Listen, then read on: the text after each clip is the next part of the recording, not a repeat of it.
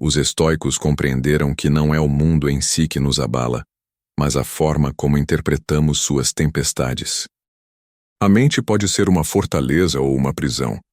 Pode ser a chama que ilumina ou a sombra que sufoca. E a diferença está em como escolhemos treinar nossos pensamentos.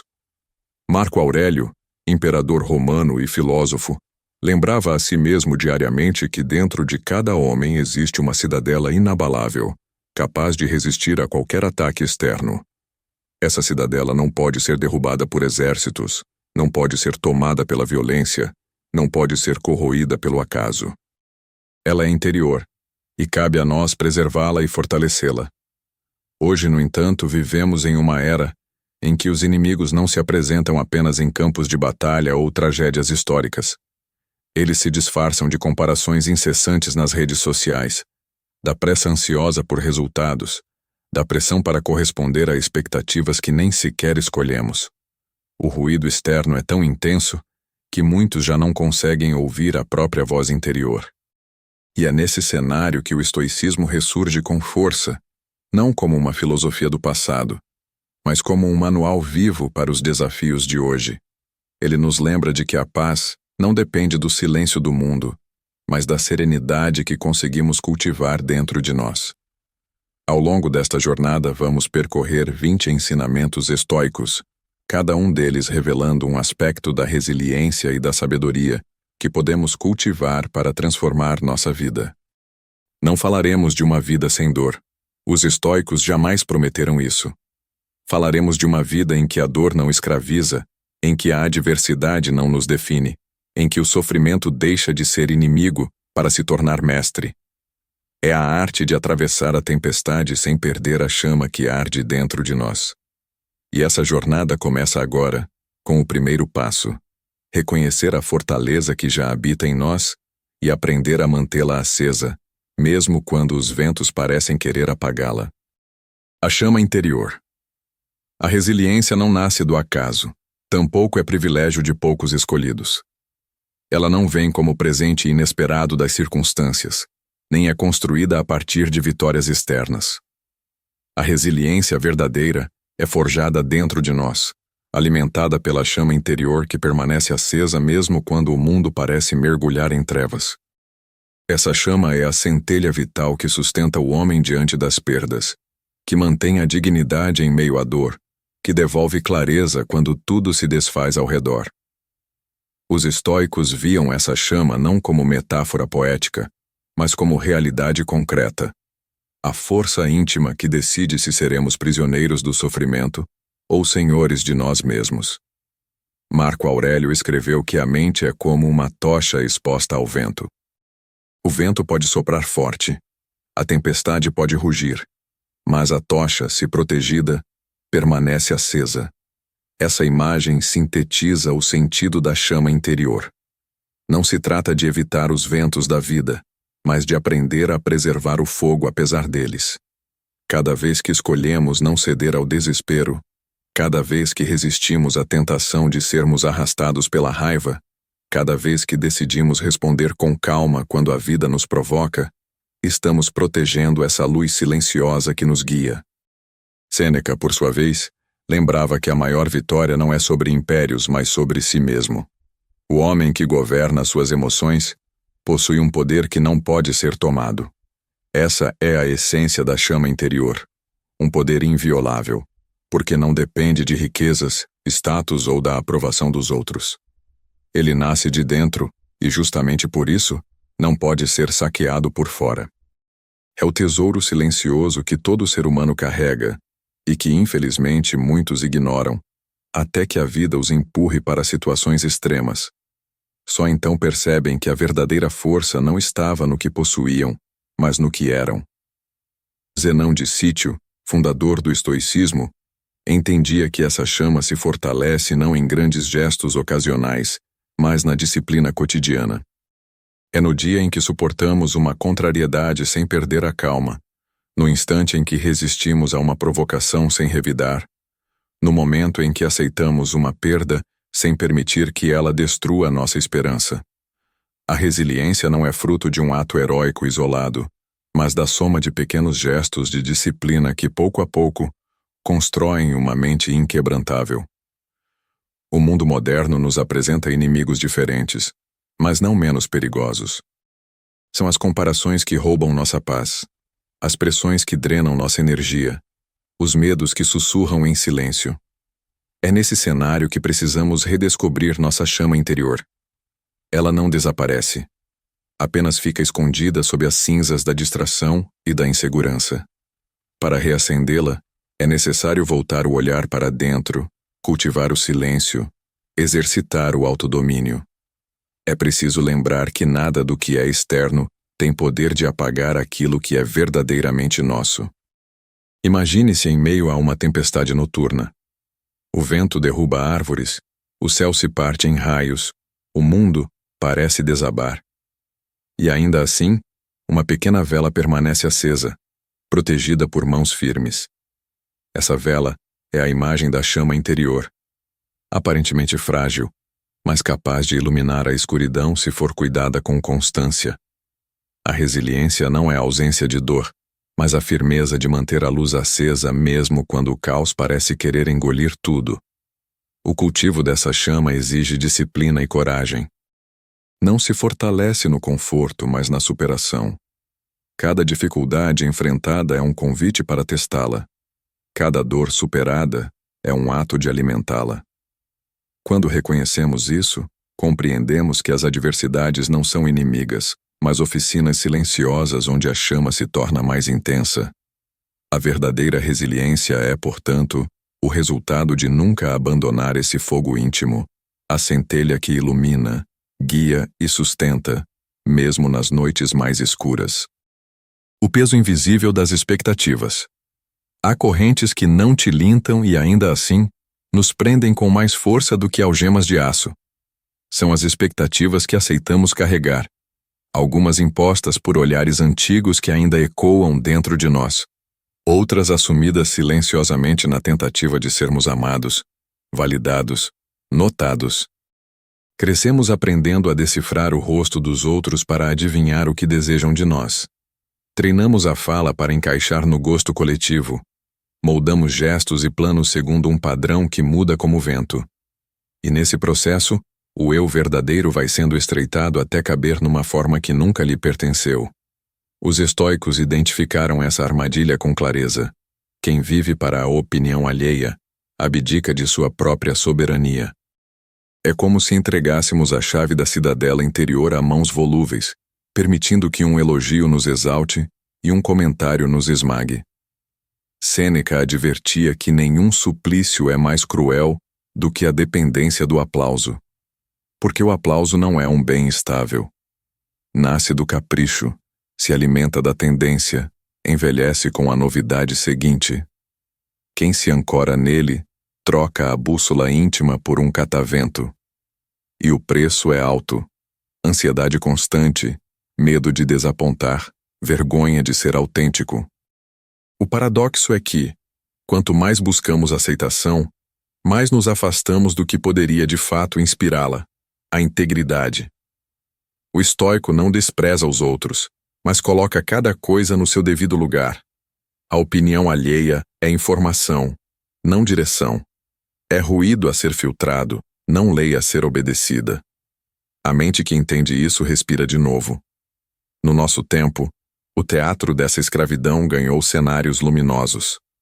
A vitrine permanente das redes sociais transformou a comparação numa maré diária. Medimos nossa vida por recortes cuidadosamente editados da vida dos outros. Buscamos aprovação de desconhecidos, como se dela dependesse a substância do que somos. Perseguimos métricas como se fossem medidas de valor moral. E assim, a mente se torna frágil, hiperreativa, sempre à espera de um gesto externo para decidir se tem ou não o direito de estar em paz. O estoicismo é um antídoto porque recoloca a fonte da dignidade onde ela sempre esteve, na conduta. O que você faz quando ninguém está olhando? Como você suporta a frustração? De que modo responde à injustiça? A resposta a essas perguntas vale mais do que qualquer número. Marco Aurélio, lembrava que a vida é breve demais para ser gasta em papéis escritos por outras mãos. Todo dia que acordamos e orientamos nossos passos para agradar plateias invisíveis, é um dia em que perdemos de vista a tarefa que nos cabe. A clareza começa quando fazemos a distinção fundamental: o que está sob meu controle e o que não está. A opinião que o outro forma de mim não está. A intenção com que ajo, sim. O julgamento alheio não está. A lisura com que cumpro um dever, sim. Esse corte simples opera uma libertação imediata. Devolve-me a esfera em que posso agir e melhora aquilo que de fato me pertence. O resto é espuma. Zenão de Sítio encarnou essa verdade ao transformar a ruína em nascimento. Ao perder tudo, ele não correu atrás do antigo prestígio. Escolheu a pobreza honrada do filósofo sobre a riqueza instável do mercador. Sua vida afirma algo incisivo. Esperar reconhecimento para agir corretamente é trocar a virtude por barganha. O estoico age bem porque é o que a razão exige, e esse compromisso é a única reputação que importa, a que mantemos perante nossa própria consciência. Quando esse pacto se firma, o peso das expectativas começa a deslizar dos ombros. Continuam existindo cobranças, conselhos, críticas, mas eles deixam de ditar o rumo.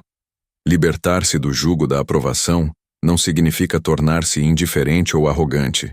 Ao contrário, é voltar a ouvir a razão, que muitas vezes coincide com a necessidade do outro, mas não se curva ao seu capricho. A caridade se torna mais pura quando não é feita para ser vista. A coragem se torna mais sólida quando não depende do coro. A honestidade se torna mais simples quando não precisa de cena. Essa independência é, em si, um serviço ao mundo. Pessoas livres da vaidade contagiam o ambiente com sobriedade, reduzem conflitos desnecessários, escolhem batalhas que importam. A serenidade, então, deixa de ser luxo e passa a ser contribuição. Como se pratica na vida miúda essa libertação? Primeiro, pela vigilância do diálogo interno. Toda vez que um impulso de agradar se ergue, investigue. O que estou tentando comprar com essa concessão? Paz? Pertencimento? Medo de perder algo? Ao nomear a necessidade, ela perde parte do poder hipnótico. Depois, estabeleça critérios não negociáveis, princípios que não serão vendidos por elogios nem alugados por críticas. Pontualidade, veracidade, respeito, prudência. Escolha alguns, honre-os até quando ninguém recompensa. Por fim, adote a disciplina do silêncio em momentos decisivos. O silêncio não é fuga. É a pausa que devolve o comando ao piloto certo. Entre o estímulo e a resposta, escolha a razão, não a ânsia. Há ainda um exercício estoico valioso: imaginar o julgamento dos juízes sábios. Em vez de pensar, o que vão dizer de mim? Pergunte-se, o que uma mente justa, treinada na verdade, veria nos meus atos? Essa troca de plateia muda tudo, porque desloca o padrão de medida do espetáculo para a substância. Descobrimos então que muitas cenas que nos cansavam não mereciam atuação, que muitos conflitos eram apenas vaidade maltratada, que muito do nosso cansaço vinha de tentar sustentar fachadas. Quando a fachada cai, a casa respira. O resultado prático dessa mudança é uma leveza que se confunde com força. Leveza porque as expectativas deixam de pesar. Força porque a coluna se endireita. Passamos a dizer sim com inteireza e não sem culpa. Aceitamos desapontar quem nos pedia o que a razão nega. Deixamos de confundir bondade com submissão, humildade com autoanulação, amor com dependência. O olhar volta para o trabalho quieto, e o progresso se mede em serenidade, não em aplausos. Paradoxalmente, é assim que a influência verdadeira cresce, não como brilho, mas como calor. Os estoicos, por fim, nos convidam a um teste simples para avaliar a servidão. Se ninguém soubesse que você fez, você faria mesmo assim? A resposta a essa pergunta revela se a ação nasce da virtude ou do desejo de ser visto. E é nessa resposta que a cidadela interior se reforça. porque a vida, com suas reviravoltas, tomará de nós coisas que julgávamos essenciais, mas não pode tomar a honra de agir segundo a razão. Quando esse é o nosso padrão, a aprovação se torna vento favorável quando vem e vento neutro quando falta. Navegamos sem medo. Concluímos então que o peso invisível das expectativas só oprime enquanto acreditamos que a aprovação dos outros decide nosso valor. No instante em que devolvemos à consciência o lugar de juiz, a carga cai. A partir daí, viver deixa de ser performance e volta a ser caminho. Um passo de cada vez, olhos no dever, coração pacificado. E nesse ritmo, a resiliência floresce, não como dureza inflexível, mas como fidelidade tranquila ao que é certo.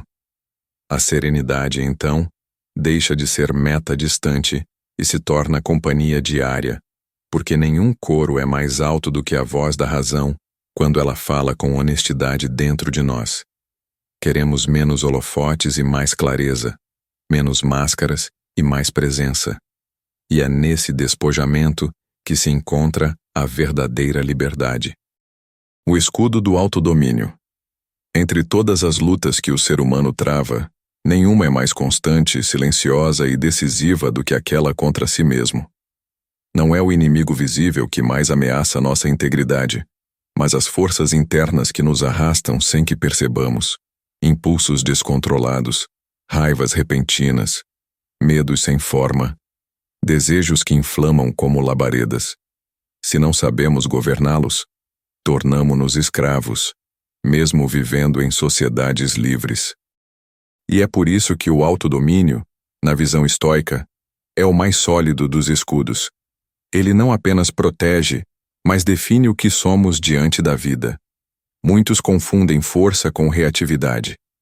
Acreditam que responder imediatamente a uma provocação, gritar mais alto, vingar-se ou mostrar poder é sinal de grandeza. Mas na prática, nada revela mais fraqueza do que ser marionete da própria emoção. O homem que reage automaticamente não decide nada, apenas se deixa arrastar. Marco Aurélio dizia que o verdadeiro invencível é aquele que domina seus desejos e temores. Essa frase simples guarda uma sabedoria profunda. Não são os fatos que nos derrotam, mas as concessões que fazemos a nossos próprios impulsos. Epicteto, que conheceu a escravidão física, entendeu esse princípio como poucos. Ele dizia que o corpo podia ser acorrentado, mas a mente livre jamais se deixaria subjugar. Essa é a essência do escudo do autodomínio. Construir uma cidadela interior que nada pode violar. As injúrias podem ferir, mas não definem. As perdas podem doer, mas não arruinam. Os insultos podem provocar, mas não obrigam a reagir. Tudo isso só entra se a mente permitir. Assim, o autodomínio funciona como porteiro da alma. Escolhe o que entra e o que permanece de fora. No cotidiano, esse exercício se manifesta em situações corriqueiras. Diante de uma crítica injusta, quando sentimos a raiva latejar, o autodomínio nos dá a pausa necessária para escolher o silêncio ou a resposta serena. Diante do medo que paralisa, ele nos convida a raciocinar sobre a realidade, separando o que está em nosso controle daquilo que não está. Diante de um desejo avassalador, ele nos lembra que ceder pode trazer prazer imediato, mas também correntes de longo prazo. Cada instante é um teste, e cada teste é uma chance de fortalecer esse escudo invisível. No mundo atual, o autodomínio é mais urgente do que nunca. Vivemos cercados por estímulos desenhados para capturar nossa atenção, provocar respostas rápidas e gerar dependência. Redes sociais, publicidade, consumo desenfreado, tudo clama por nossa reação imediata. Quem não cultiva autodomínio vive à mercê do que aparece na tela, como um barco à deriva em águas agitadas. Mas quem treina a mente pouco a pouco, aprende a decidir o rumo mesmo quando as ondas tentam arrastá-lo. Sêneca comparava a alma indisciplinada a uma cidade sem muralhas, vulnerável a qualquer invasão. O autodomínio, portanto, é o ato de erguer muralhas internas, Não para nos isolarmos do mundo, mas para vivê-lo de modo lúcido, sem sermos reféns. Não se trata de reprimir sentimentos, mas de colocá-los no devido lugar. A raiva pode ser uma centelha que nos impulsiona à justiça. O medo pode ser um alerta para a prudência. O desejo pode ser combustível para a ação, mas nenhum deles deve ocupar o trono. O trono pertence à razão. Quando esse escudo está firme, não há caos que nos arraste. Podemos ser feridos, podemos chorar, podemos cair. Mas sempre nos levantamos porque nada externo pode quebrar aquilo que foi treinado por dentro. E é nesse ponto que o autodomínio se torna mais do que uma virtude. Ele se transforma em liberdade. O homem que governa a si mesmo não pode ser governado por ninguém. O valor do desconforto. Vivemos em uma era que idolatra o conforto. Tudo ao nosso redor é construído para eliminar esforços. Temos cadeiras macias, alimentos prontos, entretenimento imediato, respostas rápidas. A promessa de felicidade, hoje, é vendida como ausência de desconforto. Mas os estoicos enxergavam isso de outra forma. O desconforto não é inimigo, mas mestre. É nele que a alma se fortalece. É nele que a resiliência é forjada. Fugir dele é escolher uma vida de fragilidade, ainda que escondida sob aparências de sucesso. Os filósofos estoicos praticavam o que chamavam de desconforto voluntário. Sêneca, por exemplo, recomendava que de tempos em tempos vivêssemos dias de simplicidade extrema, vestir roupas rústicas, comer apenas o básico, dormir em condições mais duras. Não como penitência, mas como treino. Porque se a vida nos tirasse tudo de repente, já estaríamos preparados. Quem se acostuma a viver apenas no macio não suporta o choque do áspero. Mas quem treina o corpo e a mente a resistirem, encontra liberdade. Não teme mais perder aquilo que já provou poder viver sem. Esse princípio é revolucionário para o mundo moderno. A cada instante somos seduzidos a evitar desconfortos, não esperar, não sentir dor, não enfrentar frustrações. Mas a vida não obedece a esse capricho. As perdas chegam, as doenças vêm, os fracassos aparecem. E se nunca treinamos o espírito, caímos em desespero diante do inevitável. Já aquele que aprende a conviver com pequenos desconfortos voluntários, adquire uma confiança serena. Sabe que pode suportar mais do que imaginava. O desconforto ensina também a discernir o necessário do supérfluo. Ao abrir mão de luxos, percebemos que o essencial é suficiente para viver com dignidade. Esse aprendizado nos protege da ansiedade por conquistas sem fim, porque entendemos que nossa paz não depende de acumular. A simplicidade deixa de ser privação e se transforma em fonte de liberdade. Mas o desconforto não é apenas físico. Ele está em enfrentar verdades duras sobre nós mesmos, em aceitar críticas sem fugir, em encarar conversas difíceis, em assumir responsabilidades que gostaríamos de evitar. Cada ato de coragem nesse campo amplia nossa fortaleza interior. Fugir dessas situações é adiar a dor. Enfrentá-las é crescer. Sêneca dizia: o homem que teme o sofrimento já está sofrendo por aquilo que teme. E tinha razão. O medo do desconforto cria mais dor do que o desconforto em si. Quando, ao contrário, o encaramos de frente, descobrimos que somos mais fortes do que acreditávamos. Assim, o desconforto não deve ser rejeitado, mas acolhido como aliado. É a oficina silenciosa onde a alma se prova. É o treino que prepara para as batalhas reais. É a lembrança de que nada externo tem poder absoluto sobre nós, porque já experimentamos viver com menos, suportar mais e manter a dignidade no meio da escassez.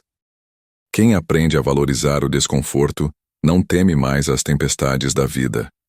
E essa liberdade, para os estoicos, é o coração da verdadeira resiliência.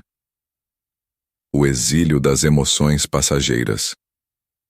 As emoções intensas surgem como tempestades repentinas. A raiva irrompe como fogo que queima tudo à sua frente. O medo paralisa como uma sombra gelada. A tristeza cobre a visão com véus espessos que distorcem o horizonte. Elas parecem definitivas quando chegam, como se fossem ocupar nossa mente para sempre. Mas os estoicos compreendiam uma verdade simples. Assim como tempestades, elas passam. Nenhuma emoção, por mais avassaladora, é permanente. O perigo está em tratá-las como soberanas, em entregar-lhes o trono da alma. Epicteto ensinava que não devemos confundir o que sentimos com o que somos. A raiva pode visitar-nos, mas não precisa decidir por nós. O medo pode bater à porta, mas não é obrigado a conduzir nossos passos. A tristeza pode pesar no peito, mas não deve ser autorizada a determinar o rumo de nossa vida. As emoções são hóspedes. O erro é transformá-las em senhores. Quando deixamos que comandem, ficamos vulneráveis a arrependimentos longos por decisões tomadas em instantes de descontrole. Sêneca alertava que a raiva, quando não contida, é mais danosa do que a injúria que a provocou. Essa frase sintetiza o princípio estoico. O maior mal não é a emoção em si, mas o poder que concedemos a ela. Quando escolhemos a reação impulsiva, entregamos a integridade de nossa mente a algo que é, por natureza, transitório. Já quando praticamos o exílio das emoções passageiras, não significa negar ou reprimir o que sentimos, mas reconhecê-lo com clareza e dizer: você pode entrar, mas não pode governar. Esse distanciamento não é frieza, mas sabedoria. Imagine-se em um rio turbulento. Se você se atira às águas com os olhos fechados, será arrastado. Mas se permanece na margem observando a corrente, percebe que, por mais violenta que seja, ela segue seu curso e vai embora. Assim são as emoções. Observar com lucidez é recusar-se a ser arrastado, é manter os pés firmes no chão da razão. No mundo moderno, esse exercício é ainda mais urgente. Vivemos imersos em gatilhos emocionais, notificações que despertam ansiedade, notícias que inflamam medo, opiniões que provocam raiva. A vida digital transformou nossa mente em campo de batalha constante. E se não cultivamos a capacidade de observar e separar, reagimos sem pensar, desperdiçando energia e destruindo nossa serenidade. O exílio das emoções passageiras, portanto, é um treino de vigilância. É perceber quando uma emoção tenta se instalar como rainha absoluta e, com firmeza, lembrar que sua passagem é temporária. É respirar fundo antes de responder. É esperar um instante antes de decidir. É permitir que o turbilhão perca força antes de agir. Cada vez que fazemos isso, fortalecemos a chama da resiliência. Não significa se tornar insensível. Ao contrário, é viver com mais autenticidade. Porque quando a mente não está dominada pelo excesso, conseguimos sentir com clareza. A raiva se transforma em energia para a justiça. O medo em prudência, a tristeza em compaixão. O sábio não é aquele que nunca sente, mas aquele que sabe transformar o sentir em aliado. Ao exilar o domínio das emoções passageiras, descobrimos um poder inesperado. A paz não está em eliminar sentimentos, mas em governá-los. A liberdade não está em ser frio, mas em ser lúcido. Essa lucidez é a fortaleza invisível que nenhum ataque pode penetrar, porque não depende das circunstâncias, apenas da escolha interior de não se entregar ao que é instável. Assim, cada emoção que vem e vai se torna professora. Ela nos lembra de nossa vulnerabilidade, mas também da nossa força. Quando aceitamos que tudo passa, inclusive o que nos atormenta, recuperamos a serenidade. E essa serenidade é o próprio coração da filosofia estoica. Viver intensamente, mas nunca ser escravizado pelo instante. O horizonte maior da existência grande parte de nosso sofrimento nasce da miopia do instante. Diante de uma perda, acreditamos que ela nos definirá para sempre. Diante de um fracasso, pensamos que nada mais poderá florescer. Diante de uma dor, sentimos que não haverá alívio. Essa visão estreita aprisiona a alma, porque transforma o transitório em absoluto. Os estoicos, porém, nos convidam a levantar os olhos e contemplar o horizonte maior da existência. Quando ampliamos a perspectiva, Aquilo que parecia insuportável revela-se menor diante da vastidão do tempo e da vida. Marco Aurélio meditava constantemente sobre a brevidade da vida e a imensidão do cosmos. Ele contemplava o céu noturno e percebia que nossos dramas pessoais, por mais intensos, são apenas grãos de areia em uma praia infinita. Essa visão não era para diminuir o valor da vida, mas para relativizar o peso dos sofrimentos. O que hoje parece devastador amanhã será memória, e diante da eternidade, até a maior tragédia humana é uma breve passagem. Essa consciência traz humildade e, ao mesmo tempo, liberdade. Humildade, porque percebemos que não somos o centro do universo. Nossas dores não são únicas, nossas perdas não são inéditas, nossas angústias não são eternas. Todos os que vieram antes de nós já enfrentaram, de formas diferentes, dores semelhantes. E todos, sem exceção, passaram. Essa percepção nos retira do isolamento do sofrimento e nos coloca em continuidade com a humanidade inteira. Liberdade, porque se tudo passa, não precisamos carregar o fardo como se fosse definitivo. A dor não deixa de existir, mas deixa de nos aprisionar. Entendemos que há algo maior do que ela, que o fluxo da vida segue adiante, que o tempo traz novas possibilidades. A resiliência se fortalece quando nos lembramos de que cada tempestade é apenas uma parte do ciclo, e não o ciclo inteiro. Na prática, esse horizonte maior nos convida a relativizar o imediato. Ao invés de pensar, minha vida acabou porque perdi isso, podemos pensar, sou parte de algo muito maior, e ainda há espaço para recomeços. Ao invés de perguntar, por que isso aconteceu comigo? Podemos perguntar, como posso atravessar isso de modo que minha alma cresça? Esse deslocamento muda tudo. O sofrimento continua presente, mas perde o poder de destruir nossa essência. No mundo moderno, onde somos constantemente incentivados a viver apenas pelo agora, pelo prazer imediato, pelo consumo urgente, pela conquista instantânea, esse ensinamento é revolucionário. Ele nos chama a resgatar uma visão mais ampla, a enxergar não apenas o que dói hoje, mas o que pode nascer amanhã. A ansiedade nasce quando acreditamos que o presente é tudo. A serenidade nasce quando lembramos que o presente é apenas uma parte. Contemplar o horizonte maior não é fugir da vida, mas mergulhar nela com mais clareza. É saber que a dor de hoje será história amanhã. É aceitar que não controlamos o curso do tempo, mas podemos escolher como atravessá-lo. É cultivar a paciência de quem confia que cada ciclo tem início e fim, e que nenhuma noite dura para sempre. Assim, a resiliência se transforma. Deixa de ser apenas resistência à dor e se torna sabedoria diante da existência. Porque quem vê longe não se perde no curto prazo. Quem contempla o todo não se afoga no detalhe. E é nesse olhar ampliado que a alma encontra paz, mesmo em meio à tempestade. O risco como caminho. A mente humana busca instintivamente o terreno firme, a segurança das certezas, o conforto de rotinas previsíveis. Mas a vida, em sua essência, é movimento, e o movimento sempre envolve risco. Fugir do risco é como tentar viver sem respirar. Impossível. Ainda assim, passamos grande parte da existência tentando construir muros contra o inesperado, como se fosse possível eliminar o imponderável. O estoicismo nos mostra que o risco não é inimigo a ser evitado, mas caminho a ser percorrido. Ele é a escola onde a coragem é treinada, onde a resiliência se revela, onde a verdadeira sabedoria é provada. Zenão de Sítio, fundador do estoicismo, compreendeu isso de forma radical.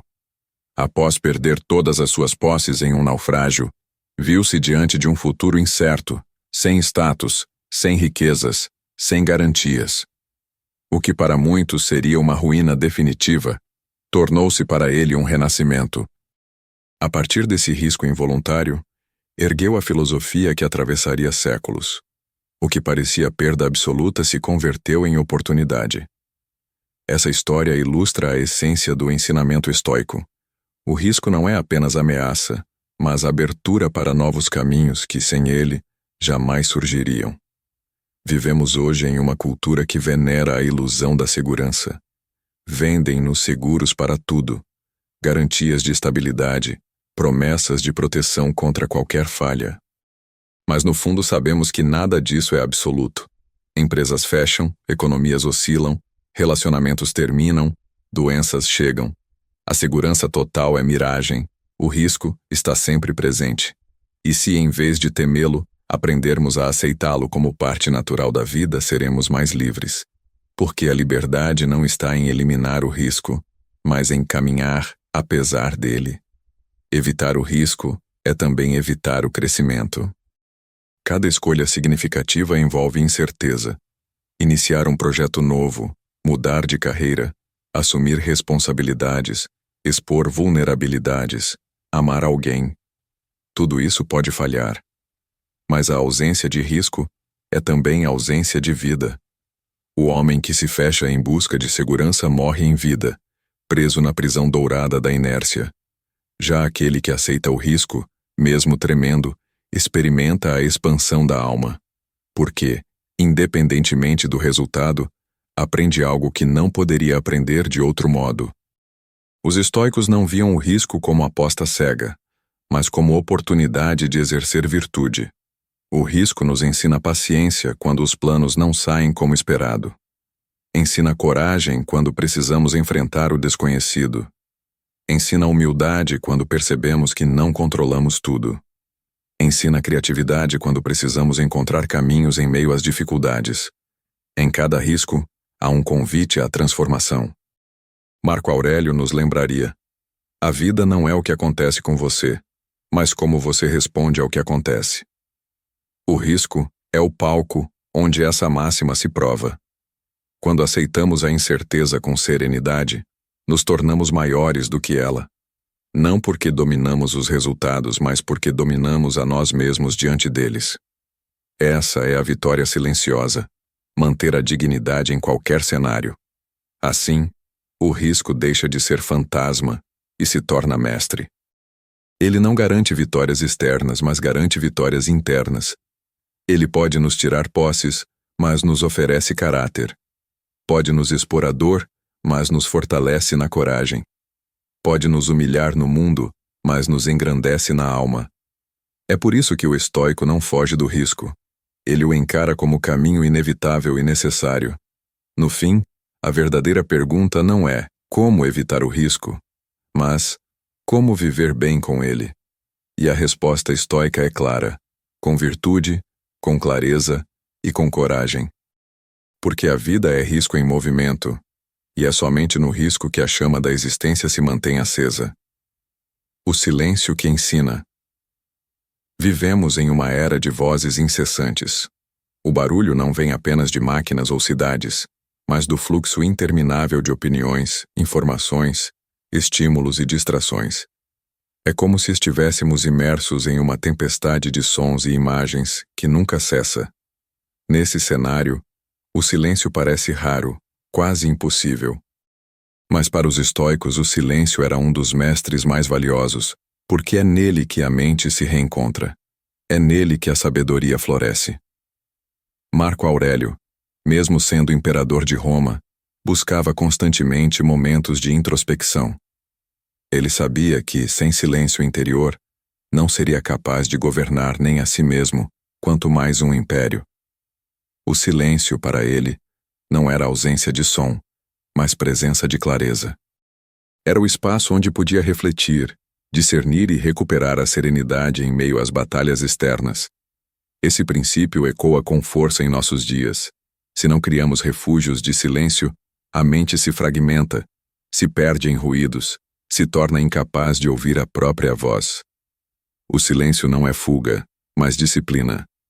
Ele nos ensina que nem toda provocação exige resposta, que nem toda opinião merece réplica, que nem toda batalha vale energia.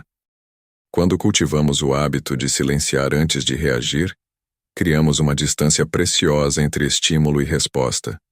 É nesse intervalo que a razão pode se manifestar, impedindo que sejamos arrastados pela correnteza das emoções. O silêncio é, portanto, o espaço da escolha consciente. No mundo moderno, onde a pressa dita o ritmo, o silêncio é ato de resistência. Ele interrompe a urgência artificial e devolve à mente o tempo de pensar. Ele nos lembra que não precisamos estar sempre disponíveis, sempre conectados, sempre reagindo. Ao contrário, o valor está em aprender a pausar, a ouvir, a observar. Essa pausa, longe de ser perda de tempo, é investimento na lucidez. Sêneca dizia que, quanto mais nos calamos, mais ouvimos a nós mesmos. Essa frase revela a profundidade do silêncio. Ele não é vazio, mas plenitude. É nele que descobrimos que a verdadeira sabedoria não grita, mas sussurra. Que as respostas mais profundas não vêm do tumulto, mas da reflexão. Que a serenidade não se conquista aumentando o volume externo, mas cultivando a paz interna. Praticar o silêncio não é apenas calar a boca, mas calar a alma. É aprender a deixar de lado a necessidade de responder imediatamente, de provar algo, de se impor. É aceitar que muitas coisas podem ser resolvidas pelo tempo, e que o silêncio, às vezes, é a resposta mais sábia. Ele não é sinal de fraqueza, mas de força. Porque somente o homem seguro de si pode escolher não reagir, não responder, não se explicar. O silêncio no estoicismo é mestre porque ensina paciência, ensina autocontrole, ensina a ouvir. Ele é o antídoto contra a dispersão e a chave para a profundidade. É nele que recuperamos energia, que reorganizamos pensamentos, que reencontramos o caminho em meio ao caos.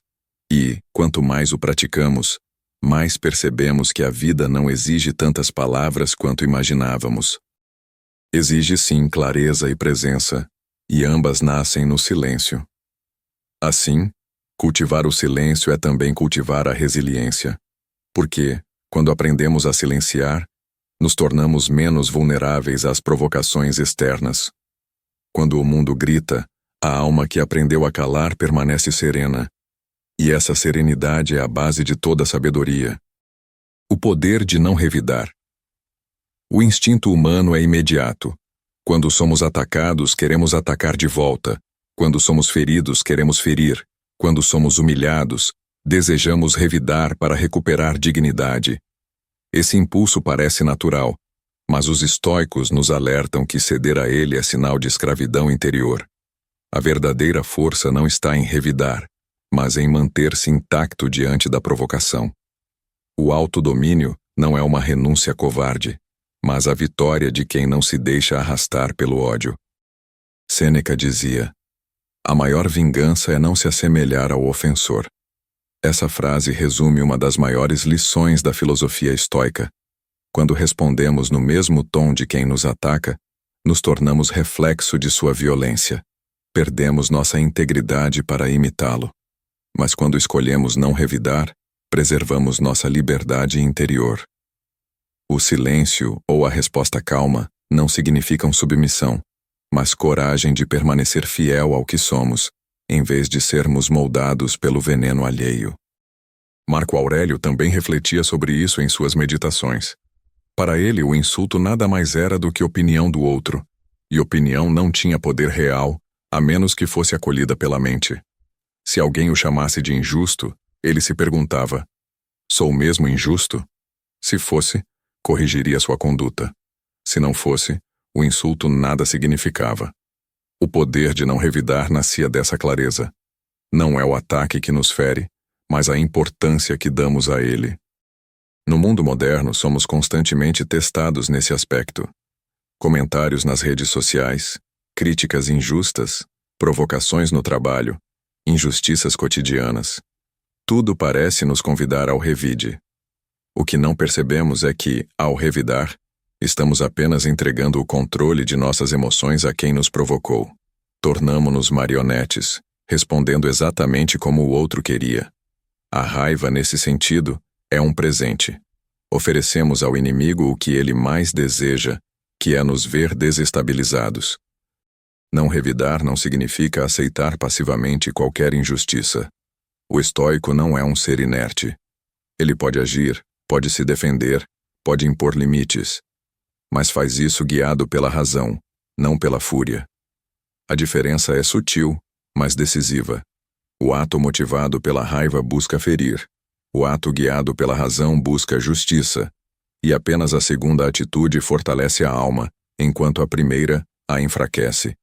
Praticar o poder de não revidar exige treino constante.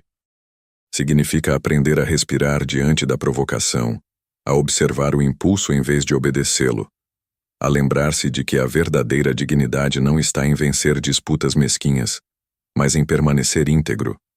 É uma escolha que no início parece dolorosa, mas que com o tempo se transforma em fonte de serenidade. Sêneca comparava a raiva a uma doença da alma. Ao não revidar, estamos curando essa doença antes que ela se espalhe. Estamos lembrando a nós mesmos que não precisamos ser espelhos dos outros. Podemos ser luzes independentes, que iluminam mesmo quando são atacadas pela escuridão. Assim, o poder de não revidar não é fraqueza, mas vitória. É a vitória da mente sobre o instinto, da serenidade sobre a fúria, da liberdade sobre a escravidão emocional. Quem o conquista não apenas preserva sua paz, mas também inspira os outros a buscarem o mesmo caminho. Porque nada é mais desarmador do que responder à violência com calma. Essa calma é o escudo invisível que protege a alma. O ouro da adversidade. A adversidade é fogo que queima, mas também é cadinho que purifica. Para os estoicos, as dificuldades da vida não eram castigos, mas oportunidades de lapidar a alma. Assim como o ouro precisa passar pelo calor intenso para revelar sua pureza, a alma humana precisa enfrentar provações para revelar sua força.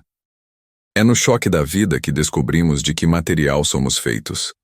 Marco Aurélio lembrava que nada que acontece à natureza humana é insuportável. Essa frase, aparentemente dura, traz uma verdade libertadora. Dentro de nós, existe uma reserva de força que só se manifesta quando somos testados. A adversidade, por mais dolorosa que pareça, não nos destrói por si mesma. O que nos destrói é a crença de que não podemos suportá-la.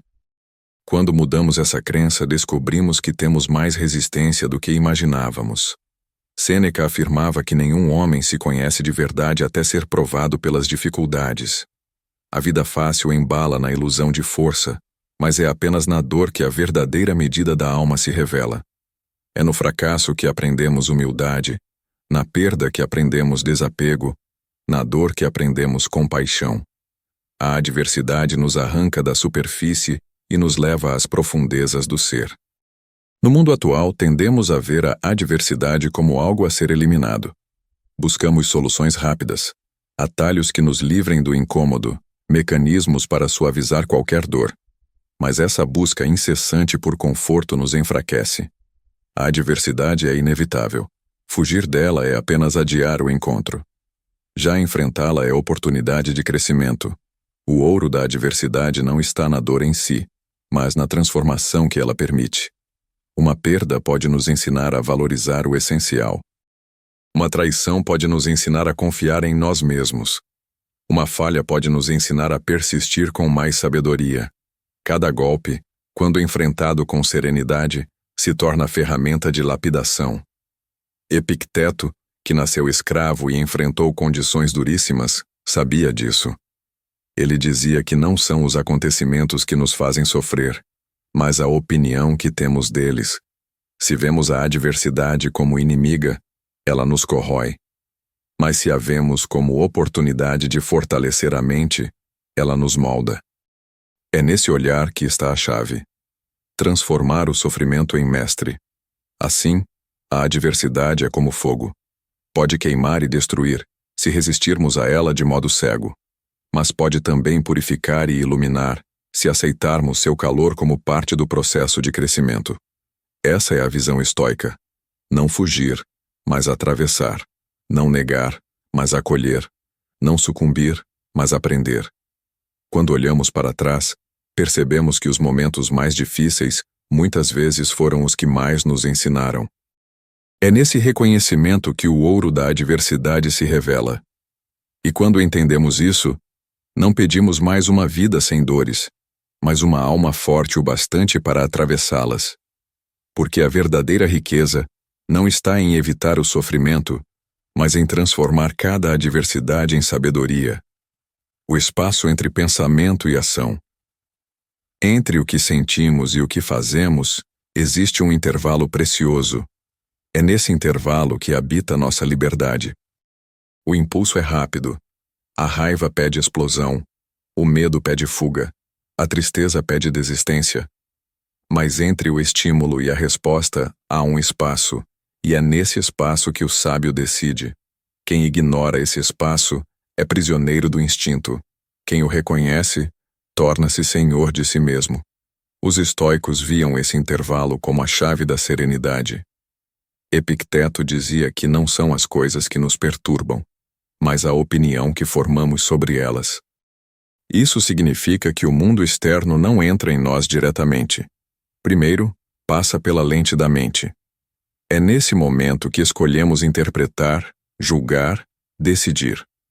Quando reagimos sem refletir, entregamos essa lente ao acaso. Quando paramos e pensamos, recuperamos o controle. Essa pausa não é fraqueza, mas força. Imagine alguém que nos ofende. O impulso é revidar, mas se paramos por um instante, podemos escolher entre o silêncio, a resposta calma ou até a indiferença. Essa escolha é liberdade. A mente que se acostuma a esperar antes de agir cria espaço para a razão florescer. E a razão é a única bússola que pode guiar com clareza. No mundo moderno, onde tudo nos pressiona a reagir imediatamente, esse ensinamento é ainda mais urgente. Respondemos a mensagens em segundos, reagimos a notícias no mesmo instante, tomamos decisões sob o peso da pressa. Mas a pressa é inimiga da sabedoria. Cultivar o espaço entre pensamento e ação é resistir a essa tirania do imediato. É recuperar o tempo da reflexão. Quando aprendemos a exercitar esse espaço, percebemos que muitos conflitos podem ser evitados, que muitas dores poderiam ser poupadas, que muitas escolhas seriam mais sábias se tivessem sido maturadas. Esse pequeno intervalo é a diferença entre a escravidão da reatividade e a liberdade da serenidade. E essa liberdade é o coração da filosofia estoica. O fardo escolhido. A vida inevitavelmente nos impõe fardos, perdas, doenças, frustrações, injustiças.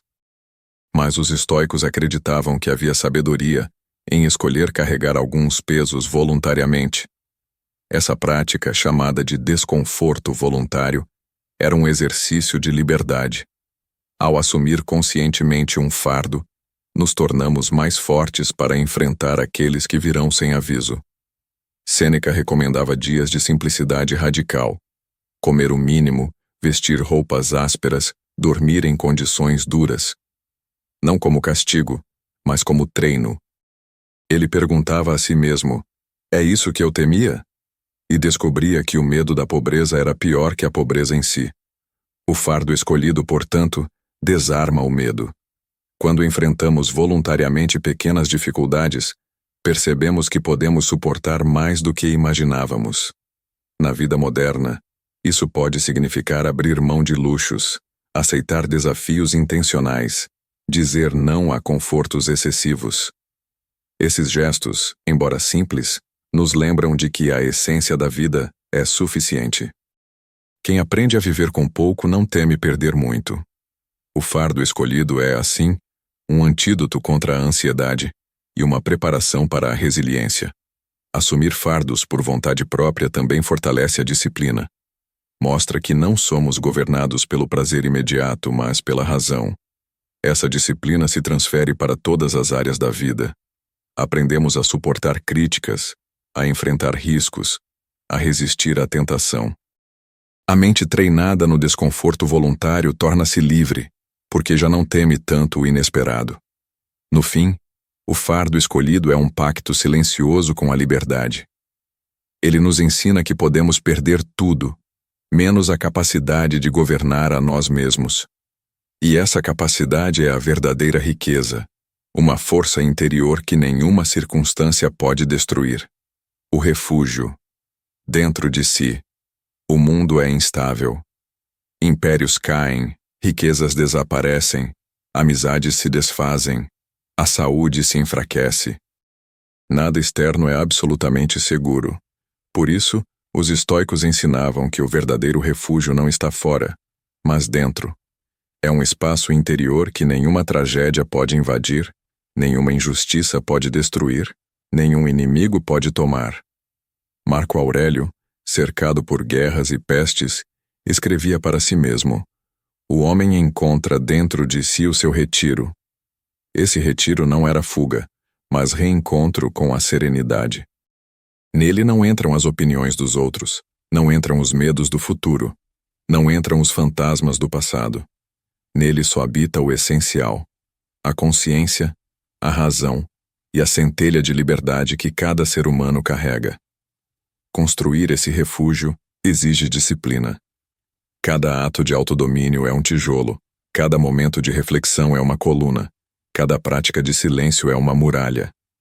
Aos poucos, erguemos uma fortaleza invisível, e quando ela está firme, nenhum vento externo pode nos derrubar. No mundo moderno, estamos constantemente expostos ao ruído, notificações, opiniões, comparações. É fácil perder-se nesse tumulto. O refúgio interior é mais necessário do que nunca. É o lugar onde desligamos o excesso, onde recuperamos o fôlego, onde lembramos quem somos. Não é isolamento, mas cuidado com a mente. Quando aprendemos a habitar esse espaço, descobrimos uma liberdade rara. Não precisamos de elogios para sentir valor, não precisamos de garantias externas para sentir paz. Porque o essencial já está guardado dentro. Esse é o verdadeiro abrigo, a serenidade que ninguém pode tirar. A arte de aceitar o inevitável. Grande parte do sofrimento humano vem da resistência ao inevitável.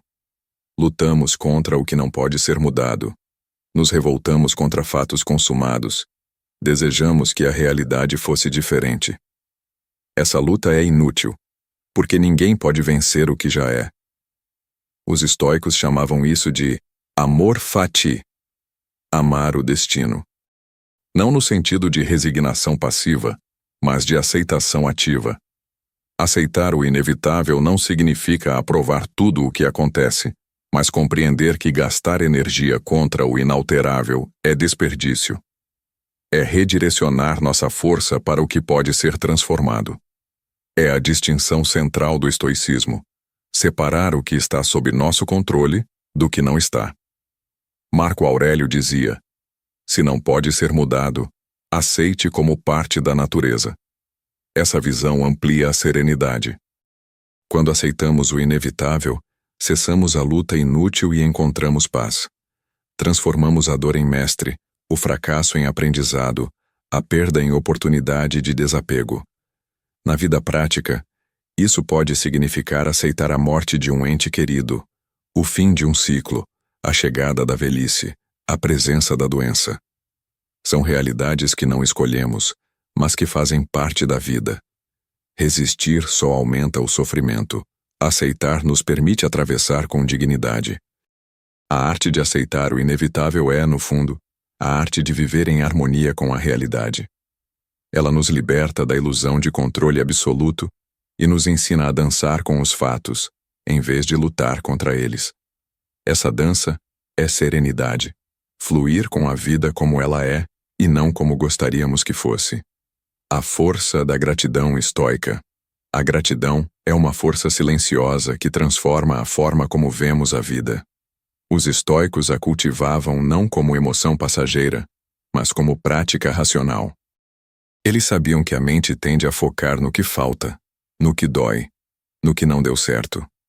A gratidão corrige essa miopia, lembrando-nos do que permanece, do que já temos, do que ainda podemos viver.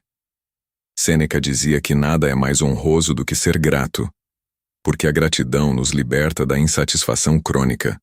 Quando agradecemos, percebemos que já possuímos o suficiente para viver com dignidade. Essa consciência reduz a ansiedade por conquistas incessantes e nos devolve a simplicidade. Na prática, a gratidão estoica não depende de grandes vitórias. Ela pode nascer de um dia sem dor, de uma amizade leal, de um nascer do sol, de um momento de silêncio. Quanto mais aprendemos a ver o valor do que já existe, menos escravos nos tornamos do desejo pelo que falta.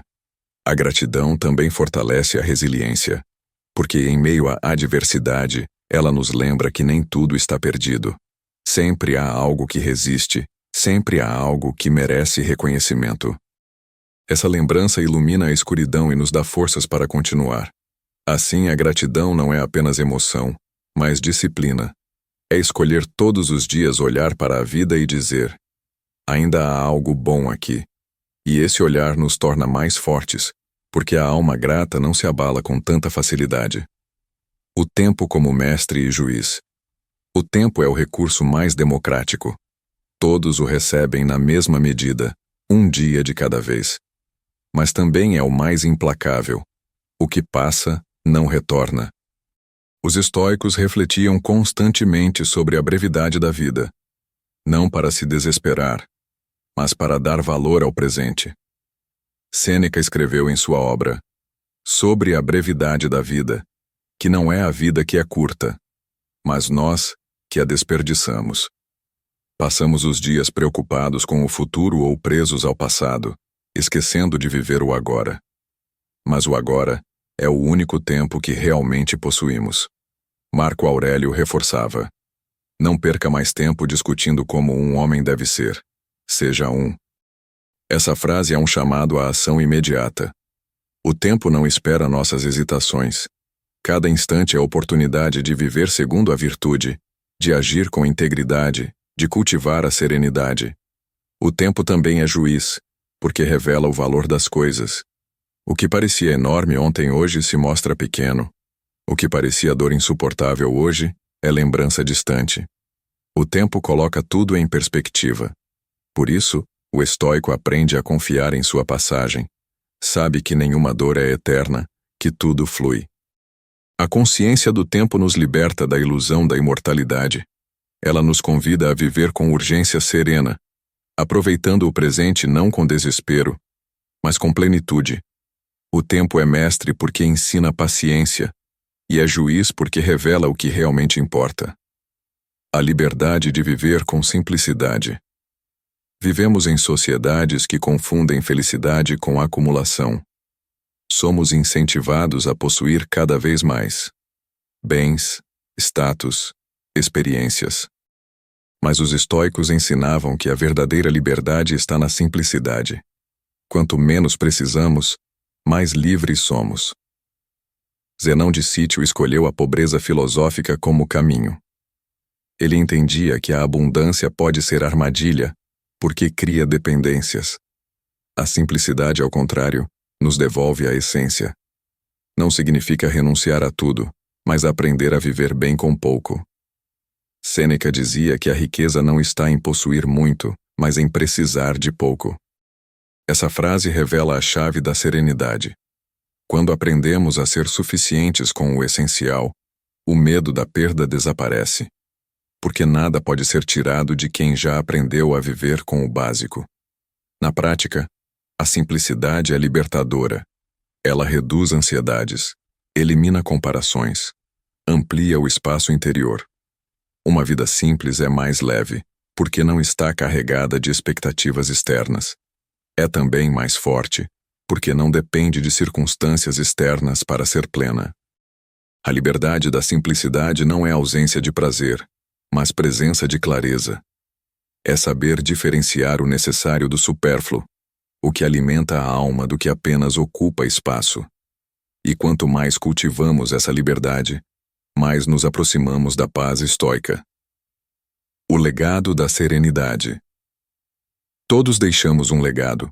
Alguns deixam riquezas, outros obras, outros memórias. Mas os estoicos acreditavam que o legado mais valioso é a serenidade que inspiramos nos outros. Sêneca dizia que a vida é longa o suficiente para quem sabe usá-la bem. Usá-la bem para ele era viver de forma que nossas atitudes sirvam de exemplo. A serenidade diante das dificuldades fala mais alto do que 1000 discursos. Marco Aurélio, em meio ao caos do império, manteve a calma. Esse exemplo silencioso inspirou gerações. Ele não precisava proclamar sua sabedoria. Sua postura diante da vida era prova suficiente. Esse é o poder do legado da serenidade. Ele se espalha invisivelmente, mas permanece vivo. Na prática, isso significa escolher não apenas por nós, mas pelos que nos observam. Quando reagimos com calma em meio ao caos, oferecemos aos outros um modelo. Quando suportamos a dor com dignidade, mostramos que é possível. Quando cultivamos serenidade, transformamos não só a nós mesmos, mas também aqueles ao redor. O legado da serenidade é, portanto, uma herança invisível, mas duradoura. Ele continua vivo mesmo após nossa partida, florescendo nos corações que tocamos. É a prova de que a serenidade é a maior contribuição que podemos dar ao mundo. A vitória que ninguém pode tirar. Todas as vitórias externas são frágeis. Riquezas podem ser roubadas, cargos podem ser perdidos, reputações podem ser destruídas. Mas existe uma vitória que ninguém pode tirar: a vitória sobre si mesmo. Essa é a conquista suprema da filosofia estoica. Marco Aurélio sabia disso. Ele, que possuía poder sobre impérios, reconhecia que o verdadeiro domínio era sobre sua própria mente. Essa vitória não depende de circunstâncias, porque nasce do autodomínio.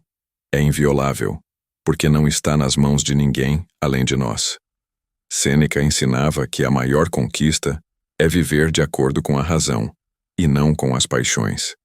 Cada vez que resistimos à raiva, que enfrentamos o medo, que aceitamos o inevitável com dignidade, conquistamos um território dentro de nós.